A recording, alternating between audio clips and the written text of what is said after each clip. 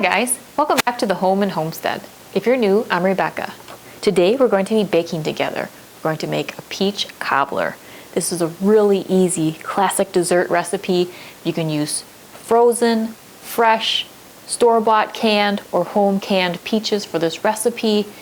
It's really delicious served by itself with a nice scoop of vanilla ice cream or maybe whipped cream on top, and you can make it any time of year.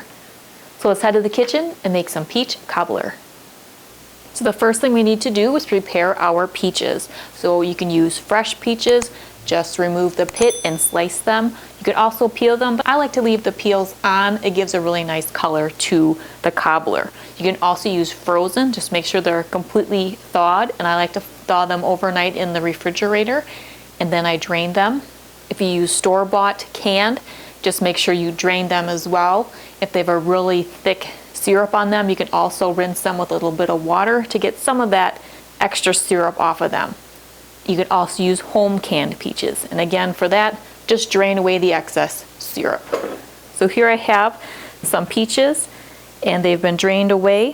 So you're going to use 2 cups of peaches, or 1 16-ounce can of store-bought peaches, or 1 pint of home canned peaches.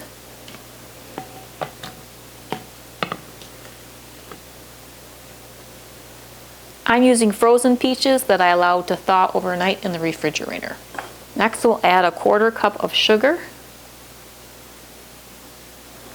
and 1 tablespoon of cornstarch. Now the cornstarch is going to help the sauce that the peaches create in the cobbler, and as they sit, it'll help that sauce thicken up for our peach cobbler. I'll just toss the peaches with the sugar and cornstarch mixture, and we'll set this aside. Now in an 8x8 glass baking dish, I'm going to add 4 tablespoons or a 1/4 cup or a 1/2 stick of butter. I have the oven preheated to 350 degrees, so I'm just going to place this pan into the oven for just a few minutes to melt this butter. Now while the butter is melting in our baking pan, we can get our batter together for the cobbler. So into this mixing bowl, I'm going to add 3/4 cup of flour. This is just an all-purpose flour. And 2 teaspoons of baking powder. 1/8 teaspoon of salt, 3/4 cup of milk, and a 1/2 teaspoon of vanilla. Now I'm just going to mix all of these ingredients together, and this will be our batter for the cobbler. This is a really simple recipe to put together, and you just have a nice fresh or frozen or canned fruit and a batter. And now depending on how sweet you like your cobbler, you can add between a 1/2 cup to 3/4 cup of sugar.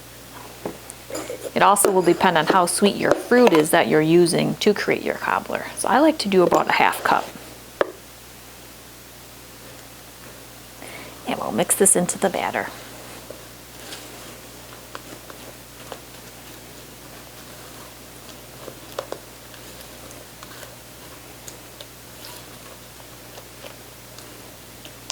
All right, so our butter should be just about melted. I will go get that baking dish out of the oven.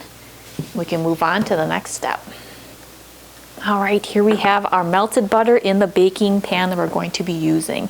So what we're going to do first is pour our cobbler batter into this baking pan right over that delicious melted butter.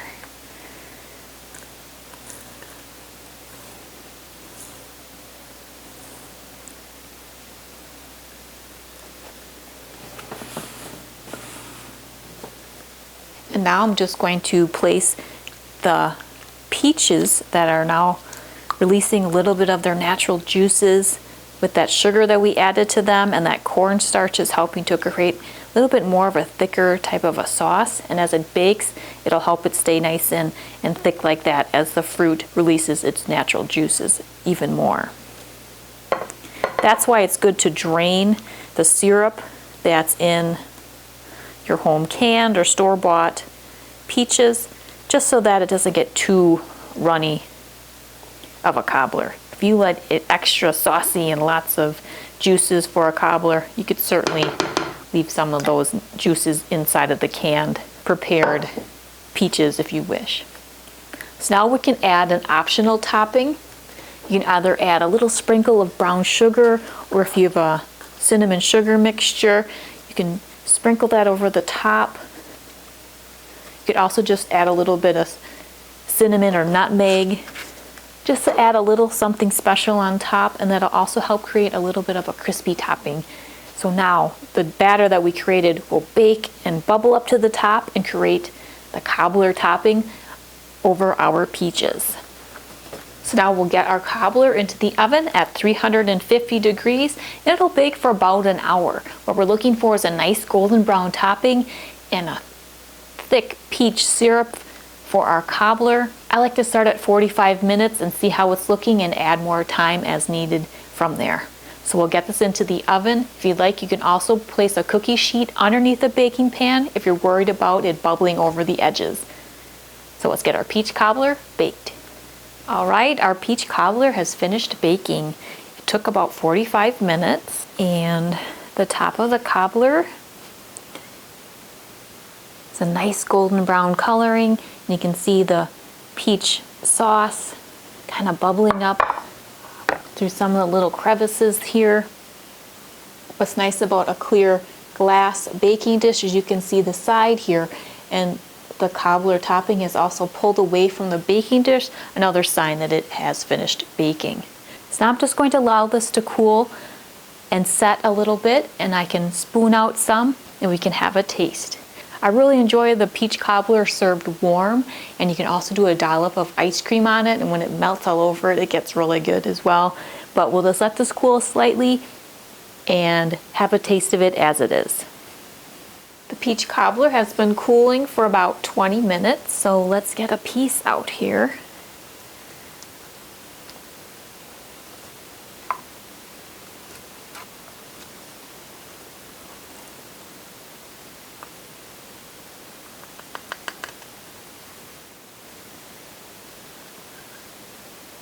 See the nice big pieces of peach and a thick sauce that we created with that sugar and cornstarch.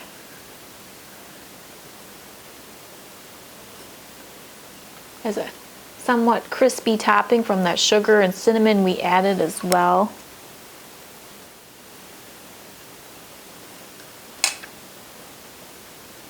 Very tasty and not overly sweet. And it was so easy to put together. This is a really versatile recipe as well. If you have an abundance of a certain type of fruit, or maybe you need to use up some fruit from the freezer, making a nice cobbler might be a great way to use up some of that fruit for a delicious dessert. Well, thanks so much for spending time with me in the kitchen today while we made this classic dessert of peach cobbler. If you'd like more inspiration on sweet treats or things you can bake, I have a number of recipes you can check out in my sweet treats playlist as well as baking playlist. There's a number of recipes you can make for brunch or breakfast, or for a delicious dessert that's homemade following a nice meal. Now, I really like serving my peach cobbler with a scoop of ice cream, as I mentioned earlier, or maybe a dollop of some fresh whipped cream, but this is rather tasty even by itself. So I hope you give this recipe a try. Well, if you're new to the channel or haven't done so yet, I would really appreciate you subscribing. If you enjoy this or any other video that you watch, please be sure to give it a thumbs up. I hope you're having a great day. See you next time. Take care.